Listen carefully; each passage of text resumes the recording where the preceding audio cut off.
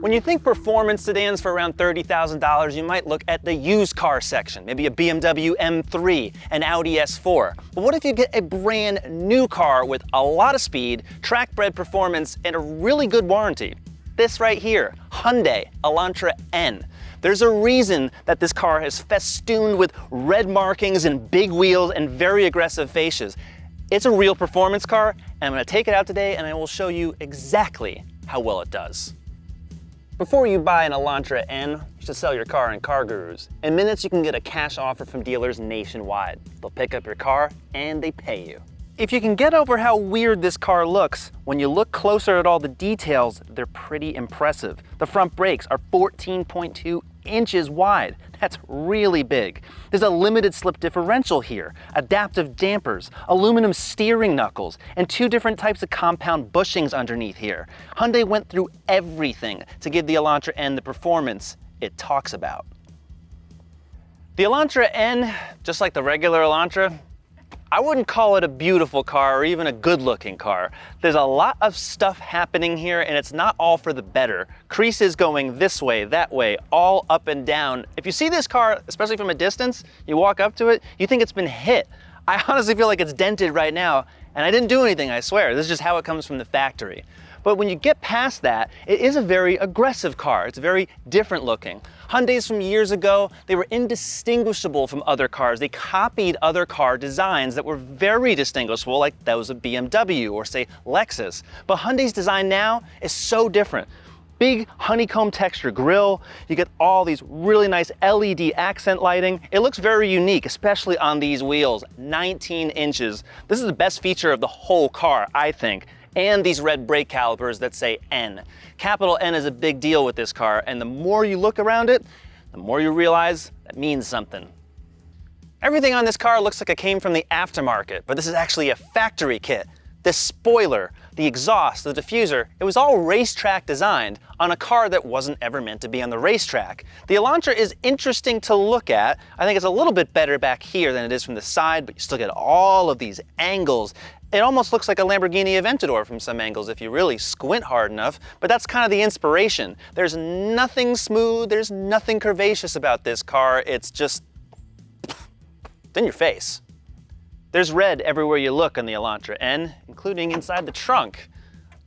All that back there is cross bracing to make the chassis really stiff. The seats still fold down, and there's 14 cubic feet of space here, which is pretty big. But with those bars there, you're not gonna be going to Home Depot. Ordinarily, I wouldn't stand under the hood of an Elantra because there's nothing to show. But here there is. 276 horsepower and 289 pound-feet of torque from this 2-liter engine. A lot of turbocharged pressure going in here, and there's a lot of things that you cannot see. Stiffer engine mounts. That helps the engine and the transmission brace to the chassis better so they don't move around when you're actually turning. Keeps things a lot stiffer. There's special compounds for the bushings. Also, the wheel axle, the hub, and the bearing are all integrated as one unit, just like you'll find in a WRC rally car. All of these changes make the Elantra N so enjoyable to drive. And when you look at it here, sure, it's got a nice little engine cover, but there's a lot more happening, and you can tell all your friends. Most Elantras don't really sound like much, but when you start the Elantra N, you hear a lot out of these exhaust pipes. Now, right now, the valves are closed, so even when you rev the engine, it sounds pretty loud, right? Hit the N mode button on the steering wheel, that valve opens all the way, basically straight piping it. And you get a lot of cracks and bangs. It's really gonna piss off your neighbors. If you're looking at the Elantra N, you're not looking at a regular Elantra.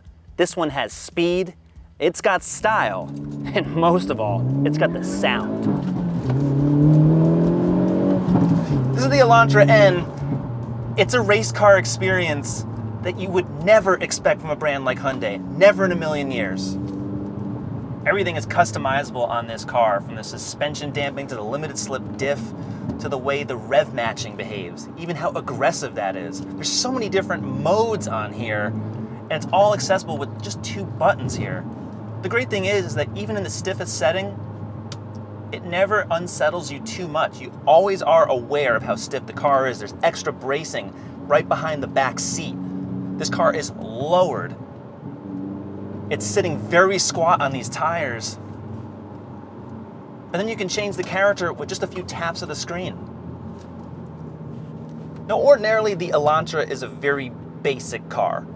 Starts just over 20 grand. It's got a little 4-cylinder engine, no turbo. It even comes as a hybrid. And compared to that hybrid, the Elantra N consumes twice the amount of fuel, but it gives you twice the amount of power.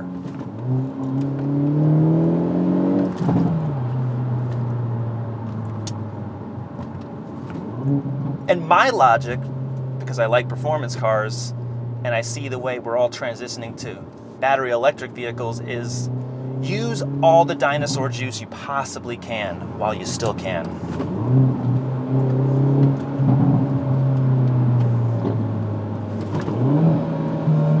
It even rev matches down to first gear. That's excellent.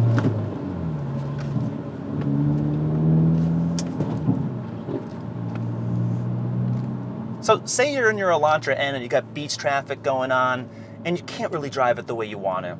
Well, you just put it back into the normal mode, everything settles. The exhaust quiets down, the suspension is notably softer, the steering effort lighter. This could be a regular Elantra and no one would know the difference, including your passengers. That's the great thing about the Elantra N, because it's not an all or nothing machine. Certain really fast economy cars, think of the Subaru WRX STI, those never quite settle down. And to me, they're not really all that comfortable if you're just commuting. They get annoying after a while. But the Elantra N drives like a regular car. You could drive this all year round, put a different set of tires on it, and be fine. You really would. But when you've got an open road and you see the N on the steering wheel, this is a really fun car. It's tight, it's predictable, it's secure. Now you'll still find some axle hop off the line. Sometimes you do struggle for traction, even though these are 245 width tires all around. That's very big for an economy sedan, really for any type of car.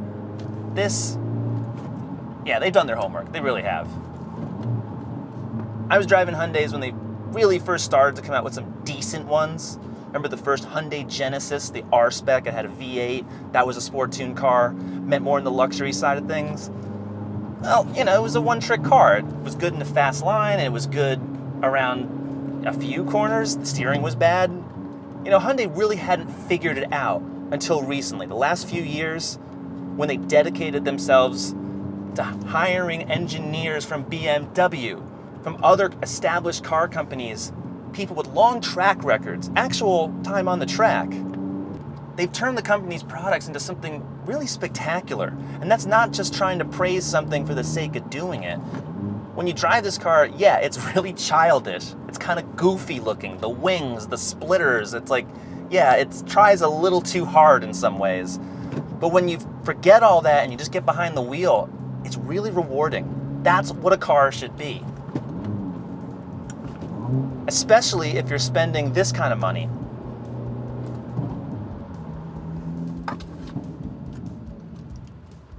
Brake pedal feel is also excellent. Pedal travel is just race car perfect. Compared to other Elantras, you won't find a sunroof, you won't find any power adjustments on the seat, no adaptive cruise control. That's to save money so you can get all of this stuff. Buttons that really make this car loud and quick. And these seats, they're very, very snug. These front bucket seats are the best part of the interior. They're very comfortable, very supportive, fully manual, but you won't care about that because once it's adjusted, it's perfect. I love these light up N logos here in the backrest, and the quality of the stitching and the leather is pretty good, including the steering wheel and the shifter.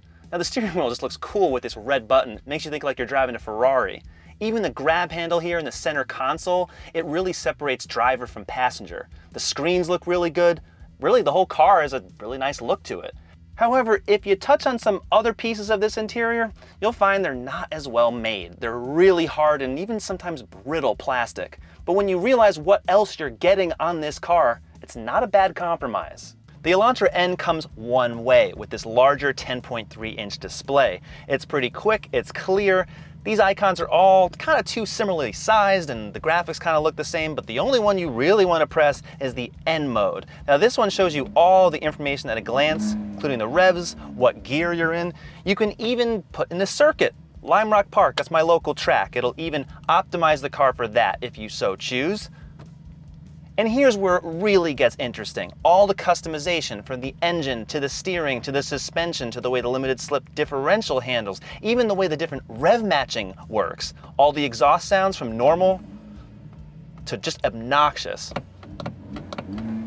There's even a launch control function on the manual transmission, and doing that, well, I really wouldn't recommend it, but why not? There's also active sound design, which I don't think really makes a difference because the regular exhaust is just so damn loud. But in here, if you want, you can even go in and make the car sound like a TCR race car that Hyundai puts out. If you go into the personal mode, you can change the bass, the throat, and the whine on this graph here. I've never seen a car have so many adjustments for fake sound, but if you want it, it's here. But listen to this. You don't need it, it's all real. The digital instrument panel is just like you'll find in other Hyundais with this feature. It's really clear, it gives you lots of interesting information, but the N includes all of this other cool stuff, the track stuff. When you press the N button, then you get a central tachometer and you see even more information at a glance. Plus you see everything from the engine to the steering to the suspension as you change it. You press these other buttons and it loads custom settings. Sure, there's competition, the Honda Civic Type R, the Mini Cooper JCW, or the Volkswagen Jetta GLI. But all these cars have caveats. They're either more expensive, they're either not as quick, or they don't have the 5-year, 60,000-mile bumper-to-bumper warranty. There's a lot of value baked into the Elantra N. The Elantra N is progress. When I went to driver's ed 20 years ago, my first car there was a 2003 Elantra. This one, about 5,000 times better if I'm to quantify it. That's because everything on this car is actually all about performance. It's all about value, and it actually does what it says it's gonna do. What it looks like is how it drives. And for just over $33,000 fully loaded with a destination charge, there really isn't much choice out there except this. It's pure driving fun and it's gasoline, so you should get it while it's still hot. So what do you think? You like this car or any of its competitors? Keep watching CarGurus, subscribe to the YouTube channel, and we'll see you next time.